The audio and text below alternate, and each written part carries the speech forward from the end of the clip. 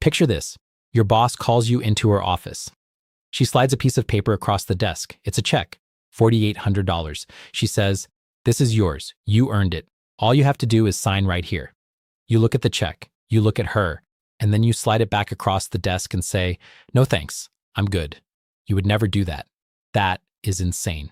Nobody in their right mind turns down free money that they've already earned. And yet, right now, an estimated 25% of American workers are doing exactly that. Every single paycheck, every single month, every single year, because of one specific decision they made or didn't make about their 401k. And here's the thing that makes it so much worse. Most of them don't even know they're doing it. They think they're contributing to their retirement. They think they're being responsible. They have no idea that they've built a wall between themselves and thousands of dollars in free compensation that their employer has literally set aside and is waiting to hand them. My name is Nick, and I spend way too much time thinking about the hidden mechanics of money and the quiet financial mistakes that cost ordinary people extraordinary amounts of money over time. If you've ever contributed to a 401k or been meaning to but keep putting it off, make sure you hit that subscribe button and give this video a thumbs up, because what I'm about to show you is the kind of thing that should have been explained to you on your first day of work and almost never is. Today, we're talking about employer 401k matching. What it actually is, how much of it most people leave behind, what that costs you over a lifetime, and the 4 traps hiding inside your benefits package that even financially aware people fall into. Because this is not a video about just invest early and compound interest is magic. You've heard that, you know that.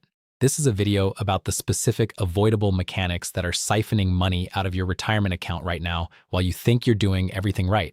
Let's start with the basics, because I guarantee you don't know all of them. A 401k employer match is exactly what it sounds like on the surface. You contribute money to your retirement account and your employer matches some portion of what you put in. Free money added to your account. The most common structure you'll see is something like, we match 50% of your contributions up to 6% of your salary. Which sounds simple, and it is until you actually run the numbers. Let's take a real example. Meet Sarah. Sarah is 29, works at a mid-size marketing company in Columbus, earns $68,000 a year. Her employer offers a match of 50 cents for every dollar she contributes, up to 6% of her salary. She read something online that said contribute at least enough to get the match. So she contributes 3% of her salary. She figures that's the minimum to qualify. She's wrong. Here's how the math actually works. 6% of Sarah's $68,000 salary is $4,080. Her employer will match 50% of that, so $2,040 per year, but only if she contributes the full 6% herself. Sarah is only contributing 3%, which is $2,040. Her employer is matching 50% of that, $1,020. She thinks she's getting the match. She's getting half the match. She's leaving $1,020 on the table every single year. Over 30 years, at a conservative 7% return, that $1,020 annual shortfall doesn't just cost her $30,600. It costs her over $102,000.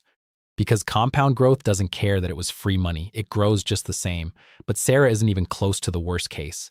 According to a 2023 Vanguard study called How America Saves, approximately 25% of workers who are eligible for an employer match are not contributing enough to capture the full match. And among workers under 30, that number jumps to nearly 40%. These aren't people who can't afford to contribute. Most of them are already contributing something. They just don't understand how the match formula works. They think they're covered. They're not. The total amount of uncaptured 401k employer match in the United States every year is estimated at somewhere between $24 billion and $42 billion. Billion. With a B. That's not money hidden in some offshore account. That's not money in some loophole accessible only to the wealthy. That's money your employer set aside for you specifically, tied to your name, waiting in a formula you never fully read, quietly not being deposited into your account because of one number you set during your first week of work and never revisited. Now, here's where it gets significantly darker, because the matching formula confusion is just trap number 1. Trap number 2 is the one that kills people's retirement even after they do everything right. It's called the vesting schedule, and it's the financial equivalent of a trapdoor. When your employer matches your 401k contributions, that matched money doesn't immediately fully belong to you. In many plans, the employer match is subject to a vesting schedule, a timeline over which you gradually earn ownership of those matching contributions. Leave before you're fully vested, and you walk out the door, leaving some or all of that matched money behind.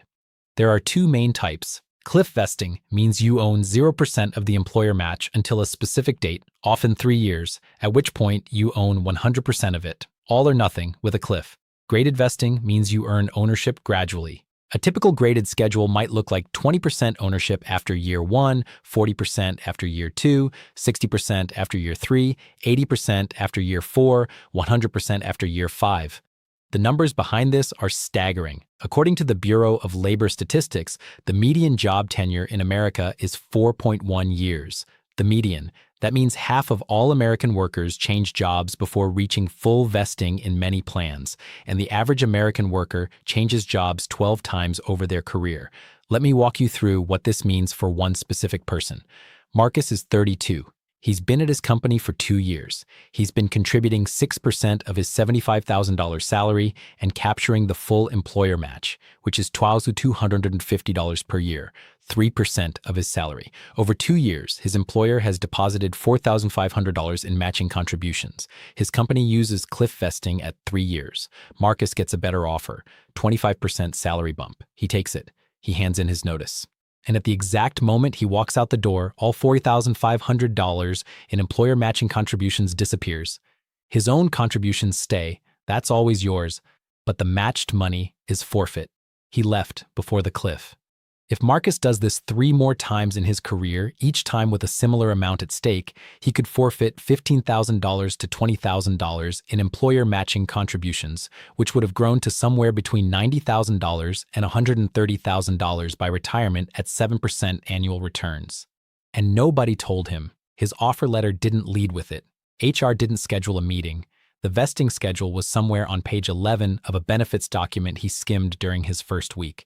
He took the new job because it was the objectively better move, and he didn't know he was leaving money behind until later, if he figured it out at all. This is not an accident. The vesting schedule exists because employers want to incentivize retention. That's a legitimate business interest. But the complexity of how it's explained, and more often not explained, means workers consistently underestimate the true cost of job hopping at the wrong time. The smart play, and almost nobody talks about this, is to negotiate the start date of your new job by even a few weeks if you're close to a vesting cliff. If you're 11 months into a 3-year cliff and someone makes you an offer, asking your new employer to push your start date by 30 days could be worth $5,000, $10,000, or more. That's not a strange negotiation. That's understanding the math of your own employment. Now let's talk about trap number 3, because this one has been quietly accelerating over the last decade, and most people have no idea it exists. It's called automatic enrollment with a low default rate, and it's designed to help you, but the way most companies have implemented it may actually be hurting you. Starting in the early 2000s, behavioral economists like Richard Thaler, who later won a Nobel Prize for his work, pushed hard for companies to automatically enroll new employees in their 401k plans rather than making enrollment a voluntary opt-in. The idea was brilliant. People are lazy, inertia is powerful, and if you default employees into saving, they'll save. And it worked. Participation rates in companies with automatic enrollment jumped from roughly 49% to 86%. But here's the catch. When companies implemented automatic enrollment, they had to pick a default contribution rate, and most of them picked 3%, sometimes 2%, occasionally even 1%. Why? Partly because low defaults minimize the chance that employees will opt out due to feeling financially squeezed, partly because HR and finance teams had their own reasons to keep payroll costs predictable, and partly because nobody sat down and ran the math on what a 3% default actually means for a person's retirement. Here's what it means. The Vanguard study found that the most common employer match structure requires a 6% employee contribution to capture the full employer match, but the most common auto-enrollment default rate is 3%. This means automatic enrollment, the system designed to help workers, is automatically defaulting millions of workers into leaving half their employer match on the table without them ever making a conscious decision to do so. They got enrolled. They got the email. It said they were set up for retirement contributions. They felt like they'd checked the box. They had checked the box. They had checked the wrong box because someone else picked the default. According to Vanguard's data, nearly 1 in 3 automatically enrolled workers who have been with their company for more than 2 years has never changed their contribution rate from the default. They are still at 3% or 2% or wherever the system put them, quietly losing half their match year after year because the paperwork made it feel like they were covered. The fix takes approximately 90 seconds. Log into your benefits portal. Find your 401k contribution rate. Make sure it's at least at the percentage your employer matches up to, not half of that, not close to it, the full percentage. Then if you can afford it, go higher. Push it to 10%, 15%, as high as you can manage without straining your budget. That one 90-second action is worth more money over your lifetime than almost any other financial decision you will make this decade.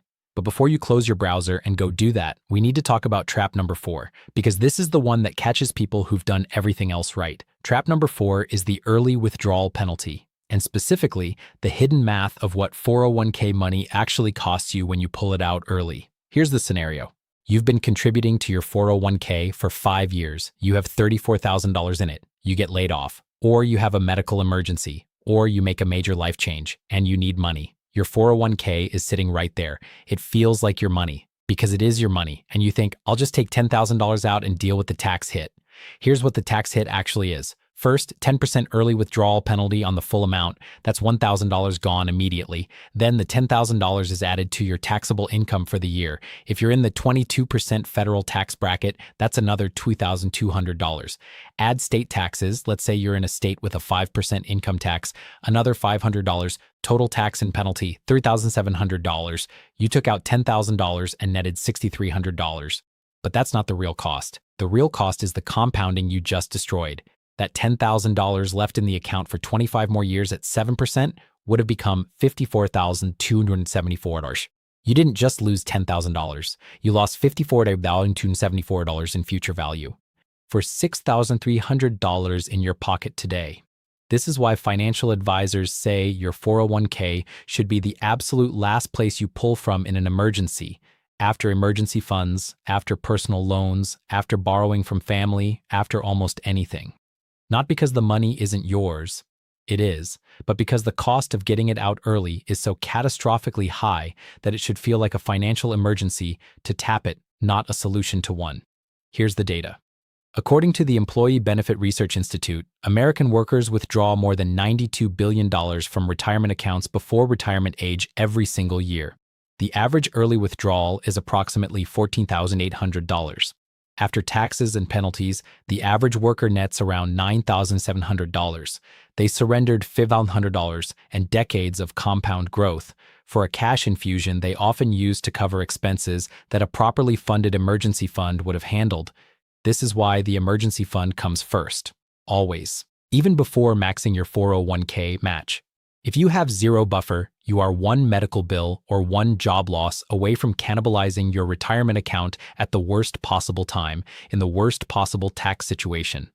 The correct order of operations, and almost nobody explains this clearly, goes like this.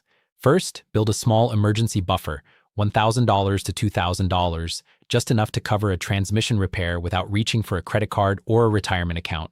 Second, contribute to your 401k up to the full employer match. Every dollar of your contribution up to that threshold gets matched. That's a guaranteed 50% to 100% return on your money before it's even invested. Nothing in the market can promise you that.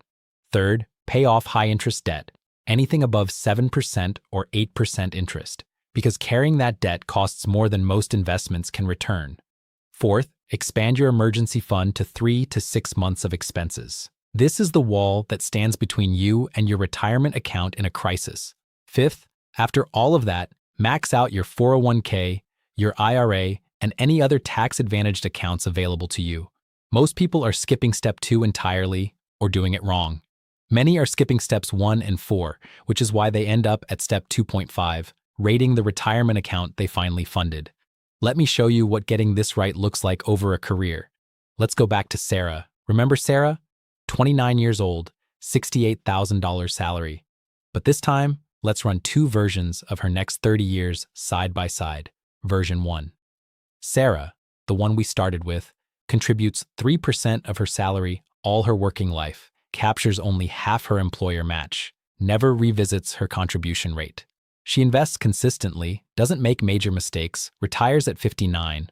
Over 30 years with an average 3% salary increase per year and a 7% annual return. Version 1 Sarah accumulates approximately $487,000. Version 2 Sarah does one thing differently on day 1. She contributes 6% instead of 3%. She captures the full employer match. She increases her contribution by 1% every time she gets a raise, which is a behavioral strategy backed by research showing that percentage increases tied to raises are psychologically painless. You never see the money before it's gone, and your take-home pay still goes up. By 59, version 2, Sarah has approximately $894,000. The difference between version 1 and version 2, Sarah is $407,000. $407,000 from one decision on her first day of work and one habit of scaling up contributions with raises. Same salary, same market returns, same investment choices, one decision. Now here's something that will either horrify you or motivate you, depending on where you currently stand. According to the Federal Reserve's Survey of Consumer Finances, the median retirement account balance for Americans between ages 55 and 64, people who are 1 decade away from retirement, is $185,000. The median. Half of near-retirement Americans have less than that. And the average household Social Security benefit in 2024 was approximately $22,800 per year. If you need $48,000 a year to live modestly and Social Security covers $22,800, you need your savings to cover the remaining $25,200 per year. A $185,000 nest egg, drawn down at that rate, runs out in about 7 years. This isn't a personal finance failure. This is a systemic failure of explanation. Nobody sat these workers down and showed them the math in their 20s. Nobody walked them through the vesting schedule. Nobody told them their default contribution rate was set up to leave half their match behind. Nobody explained the true cost of every early withdrawal. And now they're 10 years from retirement and the numbers don't work. You are watching this video right now, which means you still have time to make the numbers work. The question is what you do with the next 90 seconds. Here's exactly what to do. Not eventually. This week. Ideally today. Step 1. Find your HR benefits portal or call your HR department. Pull up your 401k plan details. Find the match formula. Write it down. It will say something like 50% match on contributions up to 6% of salary or dollar for dollar match up to 4% of salary. Whatever it says, your job is to identify the threshold, the maximum percentage you need to contribute to capture the full match. Step 2. Check your current contribution rate. If it is below that threshold, change it today. If it is at the threshold, look at whether you can afford to go higher. Even one additional percentage point matters enormously over a 25-year time horizon. Step 3, pull up your vesting schedule, ask HR or find it in your plan documents. If you are considering leaving your job in the next 12 months and you are close to a vesting cliff or a graded vesting milestone, factor that into your timeline. The money you'd leave behind is real money. Negotiate accordingly. Step 4. Audit your emergency fund. If it is below 1 to 2 months of expenses, make building it your priority before increasing retirement contributions beyond the match. The match is always worth capturing because it's a guaranteed return. But above and beyond that, the emergency fund comes first, because without it, your retirement account is just a savings account with a 10% penalty. Step 5. Set a calendar reminder for 1 year from today to review your contribution rate. Every time your salary goes up, increase your contribution percentage, even by 1%. Let time and compounding do the rest. I want to close with this because I think it's the most important thing I can say. The 401k employer match is not a perk. It is not a nice to have. It is deferred compensation, money your employer has already factored into the cost of employing you. It is, in the most literal sense, part of your salary. A salary that millions of workers never collect because the math was never explained, the defaults were never optimized, and the vesting schedule was buried on page 11 of a document nobody reads. Every year that goes by where you are not capturing your full match is a year where you handed back part of your paycheck, a year where you did the work and declined the check. You earned it. Go get it. If this video showed you something you didn't know about your own 401k, share it with a coworker. Seriously. The person sitting 3 desks from you right now may be leaving thousands of dollars a year behind and have no idea. And hit that subscribe button because we are going to keep breaking down the financial mechanics that nobody explains until it's too late. I'll see you in the next one.